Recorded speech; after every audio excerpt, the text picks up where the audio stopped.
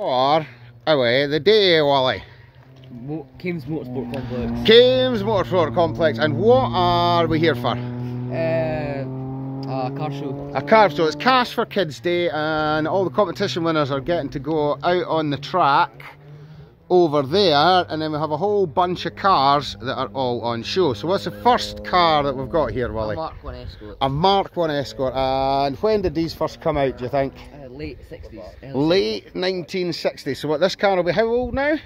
Could be over 60, it could be over 50. Could be over 50 or 60 years old now, you think. Now look at that registration plate. You don't see many like that anymore, do you? What's that? Is that what kind of register? Well, this is so old we can't really tell, can we? And look, what's it got in the front there? Spotlights. Big double spotlights. Very nice. And then what's, so on newer cars, what are the bumpers made of? Plastic. Plastic or whatever. I mean, on these it's all bright shiny chrome, isn't it? And just look at that.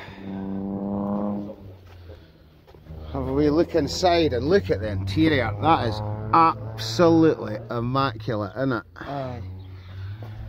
That is a lovely wee car, and I love the petrol cap as well. That's a bit different too, eh? Got to put the key in. You've got to put the key in, aye. And then just look at the back of it. It's so pristine for how old it is. It's a pristine wee motor, that one, aye. Now, I recognise the next car. What's this one? I'm not sure. Is it not a Triumph of some sort? Oh, it's a Dolomite. A Triumph Dolomite. So this is the car that I grew up in. We had a blue one. My mum and dad used to have a blue one of these, and we would kick about in it, but it wasn't a Sprint, so our one wasn't Fast. Well, as cool as this one, I wouldn't have said. But no, Triumph Dolomite was one of our first cars. I can actually remember going to buy it one night. And just look at that. I like the colour of that one. It really quite suits that style. So is that a Mark 1 as well? I don't think so. Or is that something newer? I think it looks a bit newer. Now we're getting on to the cool stuff. What is this? Capri. A Ford Capri. 3 litre, I think. 3 litre, and like that, an A plate. So what year would that be, do you think? Early 80s. Early 80s, I think you might be right. So we've got rid of the chrome on the bumpers with this one, haven't we? And we've got a nice wee plastic bumper, and I love these wheels. I mean, look at them. Custom made on this. They all know on. They look like Ford ones, are they not? Are they? Yeah, look, got the Ford badge on them, standard Ford ones. Oh. That's what came with the car. Because this will be an original spec, I would think. And look at the mahogany, it looks like an Atari 2600 on the inside there with a wooden dashboard. I absolutely love these. So what size engine's in this, do you think? 2.1. 2.1 litre. There we go, a Capri 2.1 LS, whatever that means. And then the next one, I mean, this is probably the best looking car here. What do you think? Alright. It's alright. So what's this then? A Toyota A Toyota Celica GT. Celica GT. And what is a Toyota Celica GT? The step down from the GT4. From the GT4. So this is a non-turbo front wheel drive version of the famous rally car from Sega Rally, is that right? And it is an absolute beauty of a motor. It's got a few wee scratches on it, but it's still looking alright, eh?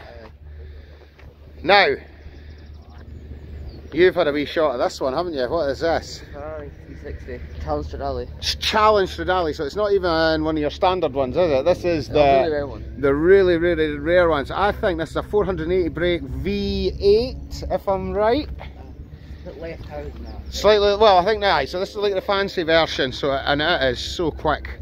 150 mile and just a mile an hour in just a few seconds in this thing. And just look at it. Look at the brakes on that. They're a bit different from the rest of them, eh? It needs those to stop it because it's that fast. It needs them, eh? It needs the holes in the side to help slow them down. There's a like proper racing brakes as well. Oh, and look at the radiator in there. Very nice. So this car is pretty much designed, I mean, look at the scoops here. So on a normal car, you do not have that sort of aerodynamic thing going into the radiators. And look at that, top and the bottom. So why does it have it like that?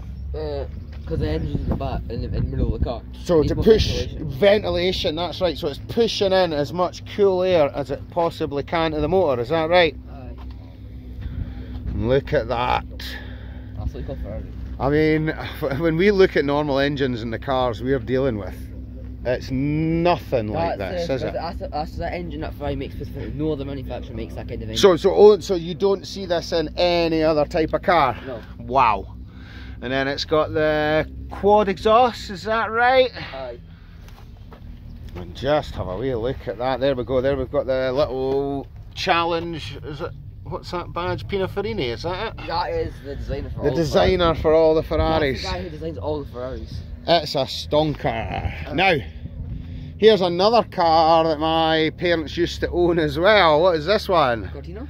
Cortina, yeah. So the one we had was a red 3.2 litre. This is a amber 3 litre S.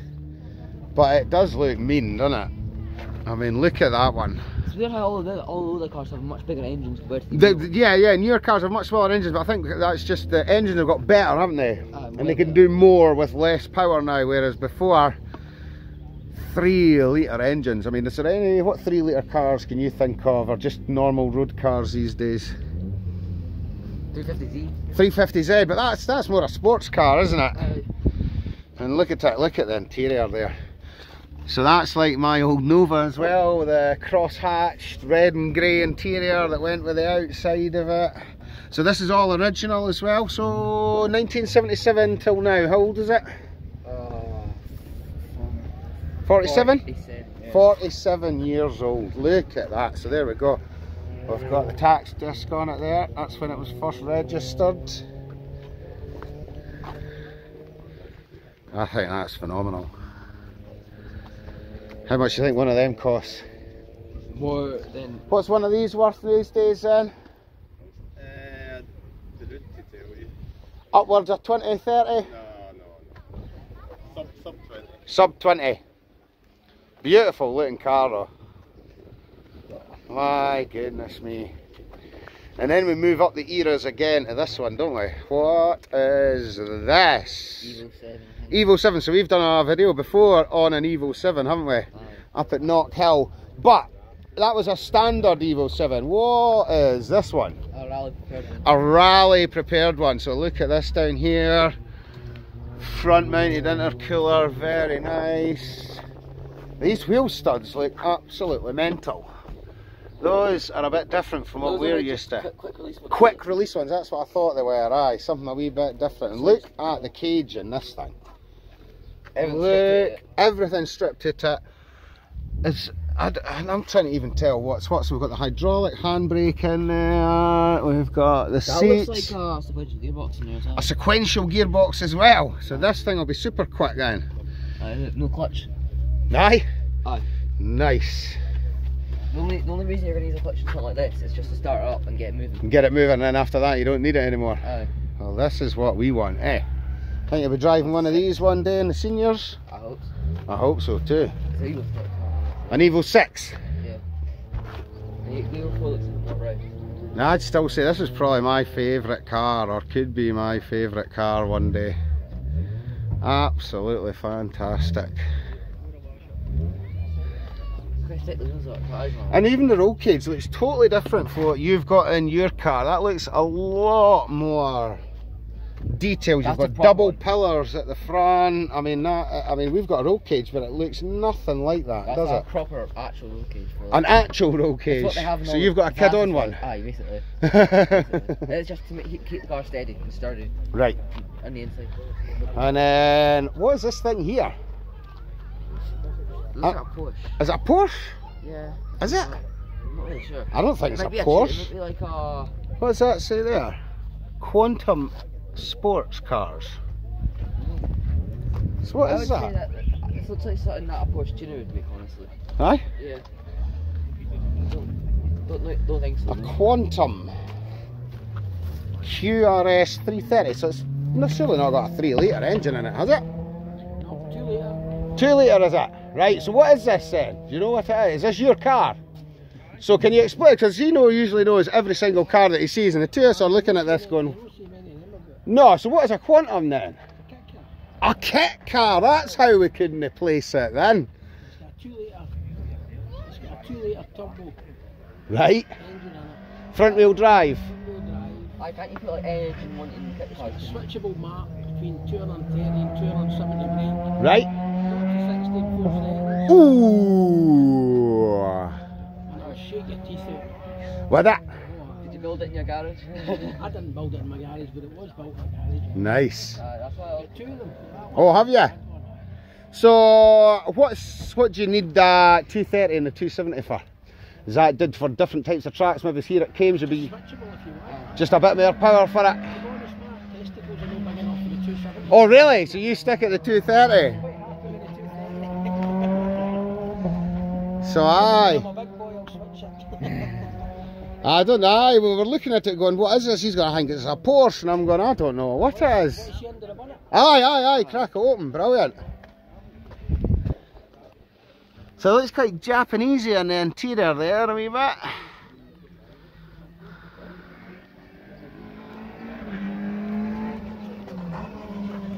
Started with XR2. Oh aye, that's what it reminds me of, something like that.